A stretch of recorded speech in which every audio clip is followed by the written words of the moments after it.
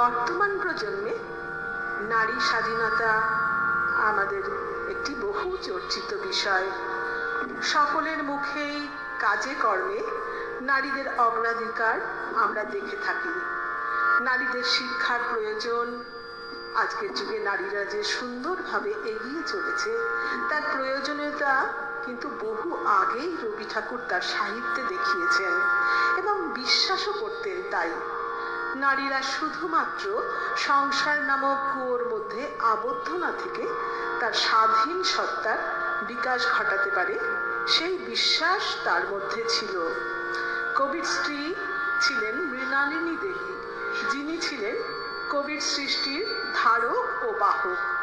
কবির কলমেই পড়েনি মৃণালিনী দেবীর একটি পত্রের নির্বাচিত অংশ, স্ত্রীর পত্র। শ্রীচরণ কমলেশু। আজ 15 বছর আমাদের বিবাহ হয়েছে, আজ পর্যন্ত তোমাকে চিঠি লিখিনি। চিরদিন কাছেই পড়ে আছি। মুখের কথা অনেক শুনেছ, আমিও শুনেছি। চিঠি লেখবার ফাঁকটুকু পাওয়া যায়নি। আমি তোমাদের মেজ বউ। আজ 15 বছরের পরে এই সমুদ্রের ধারে দাঁড়িয়ে জানতে পেরেছি আমার জগৎ এবং জগদীশ্বরের সঙ্গে আমার অন্য সম্বন্ধও আছে। তাই আজ সাহস করে এই চিঠিখানি লিখছি। এ তোমাদের মেজ বউয়ের চিঠি নয়। দুঃখ বলতে লোকে যা বোঝে, তোমাদের সংসারে তা আমার ছিল না। তোমাদের ঘরে খাওয়া পড়া অসচ্ছল নয়। তোমার দাদার চরিত্র যেমনই হোক, তোমার চরিত্রে এমন কোনো দোষ নেই যার জন্য বিধাতাকে মন্দ বলতে পারি। এমনকি তোমার চরিত্র যদি তোমার দাদার মতোই হতো, তা হলেও হয়তো মোটের ওপর আমার এমনিভাবেই দিন চলে যেত এবং আমার সতীসাধ্যী বড় জায়ের মতো পতি দেবতাকে দোষ না দিয়ে বিশ্ব দেবতাকেই আমি দোষ দেবার চেষ্টা করতাম। অতএব আজ আমি তোমাদের নামে কোনো নালিশ উত্থাপন করতে চাইনি। আমার এ চিঠি সেজন্য নয়, কিন্তু আমি আর তোমাদের সেই 27 নম্বর মাখন বড়ালের গলিতে ফিরবো না। আমি বিন্দুকে দেখেছি।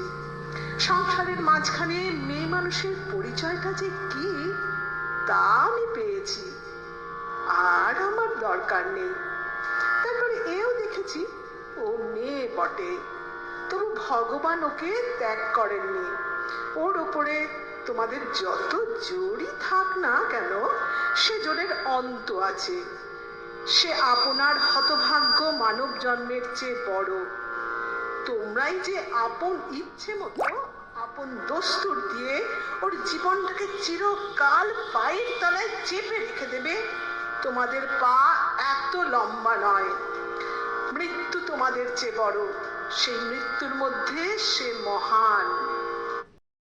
সেখানে বিন্দু কেবল বাঙালি ঘরের মেয়ে নয়, কেবল খুড়তুতো ভাইয়ের বোন নয়, কেবল অপরিচিত পাগল স্বামীর প্রবঞ্চিত স্ত্রী নয়, সেখানে সে অনন্ত। সেই মৃত্যুর বাঁশি এই বালিকার ভাঙা হৃদয়ের ভেতর দিয়ে আমার জীবনের যমুনা পাড়ে যেদিন বাজলো, সেদিন প্রথমটা আমার বুকের মধ্যে যেন বান বিঁধল। বিধাতাকে জিজ্ঞাসা করলুম, এই জগতের মধ্যে যা কিছু সবচেয়ে তুচ্ছ তাই সবচেয়ে কঠিন কেন? এই গলির মধ্যকার চারিদিকে প্রাচীর তোলা নিরানন্দের অতি সামান্য বুদবুদটা এমন ভয়ঙ্কর বাধা কেন? তোমার বিশ্বজগৎ তার 6 ঋতুর সুধাপাত্র হাতে করে যেমন করেই ডাক দিক না, এক মুহূর্তের জন্য কেন আমি এই অন্দর মহলটার এইটুকু মাত্র চৌকাঠ পেরোতে পারিনি? তোমার এমন ভুবনে আমার এমন জীবন নিয়ে কেন ওই অতি তুচ্ছ ইট কাঠের আড়ালটার মধ্যেই আমাকে তিলে তিলে মরতেই হবে? কত তুচ্ছ আমার এই প্রতিদিনের জীবনযাত্রা, কত তুচ্ছ এর সমস্ত বাধা নিয়ম, বাধা অভ্যেস, বাধা বুলি, এর সমস্ত বাধা মার, কিন্তু শেষ পর্যন্ত সেই দীনতার নাগপাশ বন্ধনেরই হবে জিত। আর হার হলো তোমার নিজের সৃষ্টি ওই আনন্দলোকের। কিন্তু মৃত্যুর বাঁশি বাজাতে লাগলো। কোথায় রে রাজমিস্ত্রির গড়া দেয়াল, কোথায় রে তোমাদের ঘোরো আইন দিয়ে গড়া কাঁটার বেড়া? কোন দুঃখে কোন অপমানে মানুষকে বন্দি করে রেখে দিতে পারে? ওই তো মৃত্যুর হাতে জীবনের জয় পতাকা উঠছে। ওরে মেজ বউ, ভয় নেই তোর। তোর মেজ বউয়ের খোলস ছিন্ন হতে এক মিনিটও লাগবে না। তোমাদের গলিকে আর আমি ভয় করি নে।